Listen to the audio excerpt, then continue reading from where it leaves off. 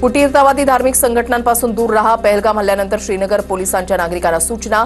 इतिहाद उल Muslimeen Awami action कमिटीच्या कार्यक्रमात न जाण्याच्या सूचना. एनआयचं पथक पहलगाम पोलीस स्टेशनमध्ये दाखल. आतापर्यंत 100हून जास्त स्थानिकांची काश्मीर पोलीस, एनआयए आणि फॉरेन्सिक टीमकडून चौकशी. जम्मू काश्मीरच्या बांदीपुरातून 3 दहशतवाद्यांना अटक. 3 ग्रेनेड, 1 मॅगझीन आणि 17 गोळ्या पोलिसांकडून जप्त. अधिक तपास सुरू.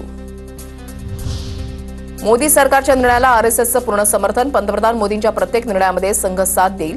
सरसंघचालक मोहन भागवतांची भूमिका. सूत्रांची माहिती. दिल्लीमध्ये पहलगाम हल्ल्यासंदर्भात भागवतांची मोदींसोबत 1.5 तास चर्चा. 1 मे पासून भारताच्या संरक्षण दलामध्ये मोठे बदल. नवीन अधिकारी भारतीय हवाई दल, लष्कर आणि त्रिसेवा कर्मचाऱ्यांमधील महत्वाच्या पदांचा कार्यभार स्वीकारतील.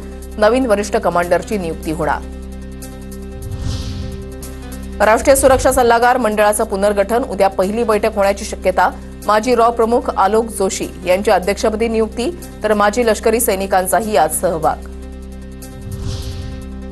अटारी बॉर्डरवरून पाकिस्तानी नागरिकांची मायदेशी घरवापसी. 29 एप्रिलपर्यंत भारतामधून पाकिस्तानला 786 नागरिक परत गेले. 29 एप्रिलपर्यंत पाकिस्तानमधून भारतामध्ये 1616 नागरिक आले. काश्मीरमधील बेकायदेशीर पाकिस्तानी नागरिकांना हद्दपार करण्यास सुरुवात. जम्मू काश्मीर पोलिसांच्या बसमधून काहींना अटारी सीमेवर आणलं. अंतिम मुदत पूर्ण होऊनही पाकिस्तानमध्ये न परतलेल्यांना हद्दपार करणार. पहलगाम हल्ल्यानंतर पंजाब सरकार अलर्ट मोडवर. पाकिस्तान बॉर्डर शेजारी अँटी ड्रोन मिसाईल तैनात. भारतामध्ये शस्त्र आणि ड्रग्ज पाठवणाऱ्या ड्रोनकडे लक्ष.